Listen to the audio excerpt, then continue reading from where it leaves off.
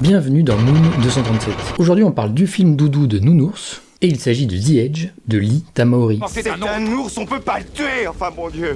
Il anticipe tout le temps, comme s'il pouvait lire nos pensées. Il nous traque, alors qu'il...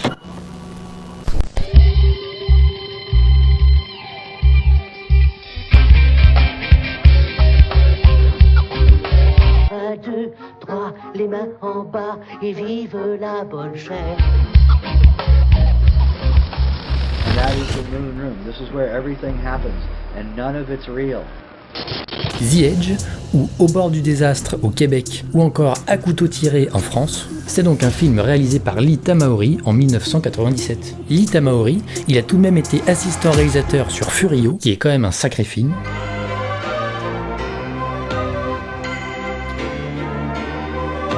C'est plus tard qu'il passera à la réalisation avec L'âme des guerriers en 94, Le masque de l'araignée en 2001 ou encore Meurt un autre jour en 2002. Alors remettons la mort à plus tard. Qui est objectivement le meilleur James Bond de tous les temps. The Edge, c'est donc un film d'aventure autant qu'un thriller, interprété par trois grands acteurs hollywoodiens que sont Anthony Hopkins, Alec Baldwin, Moi, j'en sais rien. mais aussi Bart l'ours. Qui est un nounours acteur avec une carrière de ouf dingue, parce qu'il a notamment joué dans L'ours de Jean-Jacques Hano, dans Cro-Blanc, et même dans L'Armée des 12 singes. Et très personnellement, je pense que The Edge est le rôle de sa vie.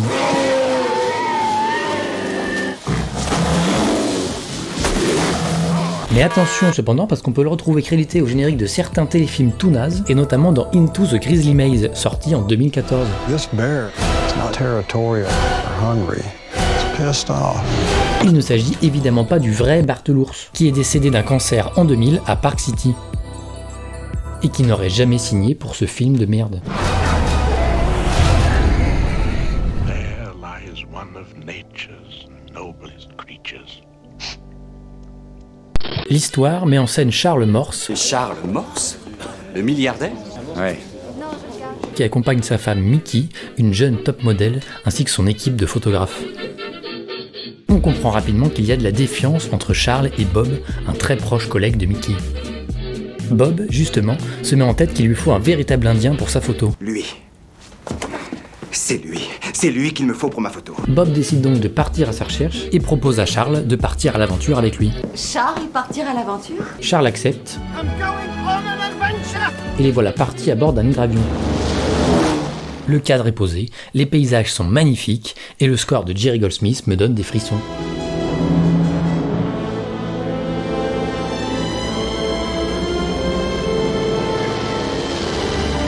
Mais on est déjà à 25 minutes de pellicule, et le film décide qu'il faut accélérer. Dites-moi, comment comptez-vous me tuer?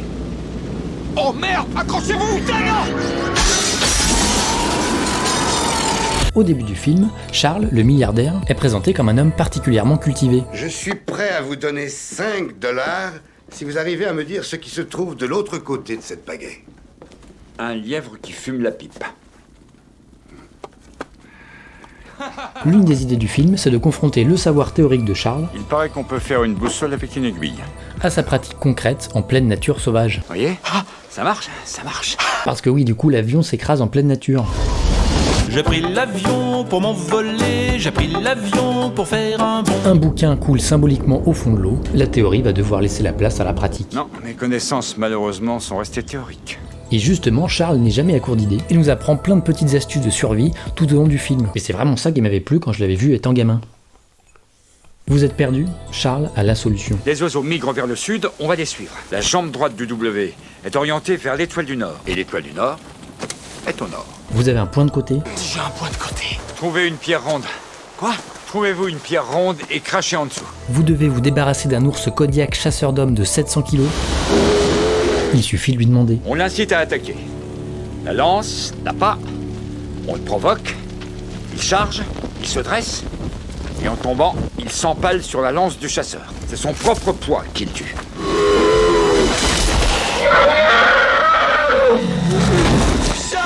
Vous êtes désespéré et vous avez perdu tout espoir. Charles, lui, n'abandonne jamais. Vous savez qu'on peut faire du feu avec un bloc de glace.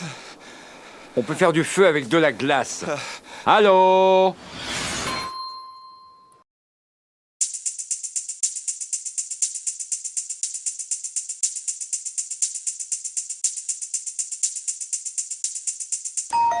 La glace. On la prend dans ses mains. Elle peut être moulée en forme de loupe, qui, en concentrant les rayons du soleil, donne du feu. Voilà.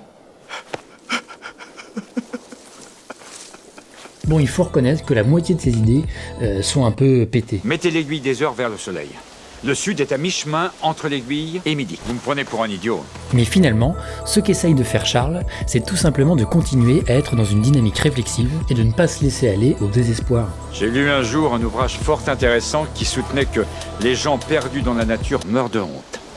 La honte, on peut en mourir. Pourquoi n'ai-je pas fait ça? Comment ai-je pu me fourrer là-dedans, etc. Donc, les gens s'arrêtent et meurent. Bon, et je trouve aussi qu'il y a quand même un truc qui se passe entre ces deux personnages et la façon dont ils sont mis à l'épreuve. Nous sommes tous mis à l'épreuve. On a d'un côté Charles, que le trop-plein de pognon a rendu légèrement parano. Comment comptez-vous me tuer? Vous croyez que moi, je voudrais vous tuer, Charles? Et qui du coup passe son temps à se demander où se cache le vrai et où se trouve l'ambiguïté autour de lui. Jamais savoir qui est votre ami, jamais connaître la valeur à laquelle les gens vous estiment. Oui. Mais qui là va se retrouver confronté au réel le plus pur, Du sang! où la seule vérité qui compte est celle de la survie. Vous voulez mourir ici, vous? Hein? Toute ma vie, j'ai voulu accomplir une action dépourvue de toute ambiguïté.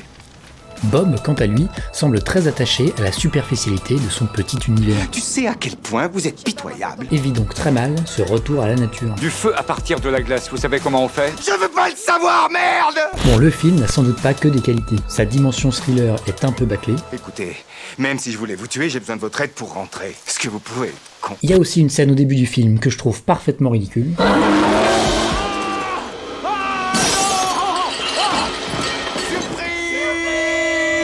Bref, il est très facile de voir les énormes défauts du film, mais il est encore plus facile de voir ses énormes qualités. The Edge, c'est l'aventure. Il n'y a aucun fond vert dégueulasse. Les acteurs partagent organiquement le cadre avec la nature et même carrément avec un ours. Non mais sans déconner, cette scène est dingue. Ils ont vraiment laissé Anthony Hopkins devant un vrai ours. Alors un ours dressé et très pro, on est d'accord, mais un ours quand même. Alors évidemment, on se doute que certains plans font appel à une doublure pour Hopkins ou à un nounours mécanique. Mais la mise en scène et le montage nous donnent un rendu vraiment incroyable.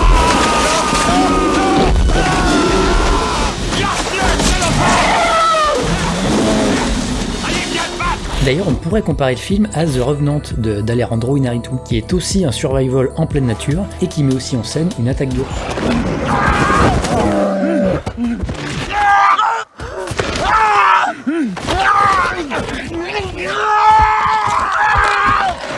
Qui est un film que j'aime plutôt bien, mais qui en fait quand même des méga caisses. J'ai plus peur de mourir maintenant. Je l'ai déjà fait. Et pour les dimanches après-midi pluvieux, on lui préférera donc The Edge, qui obtient ici la note de film doudou sur 20. Le nom de Charles est prononcé 81 fois pendant le film, et une vidéo YouTube prend même la peine de tous les compiler.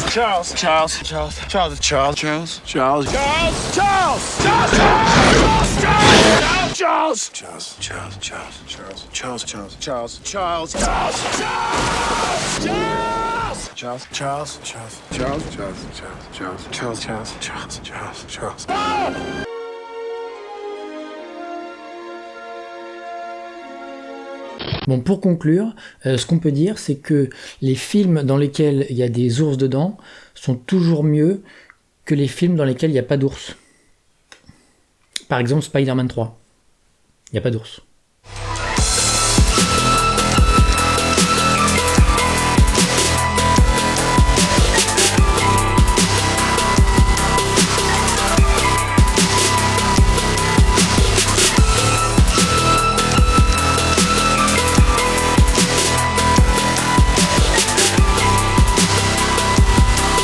J'ai trouvé un chapeau de cow-boy, un fusil et une guitare.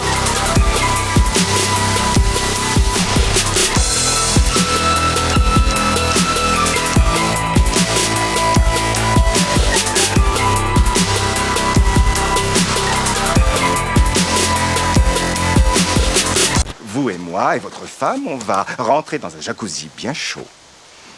Et mettre nos émotions à nu.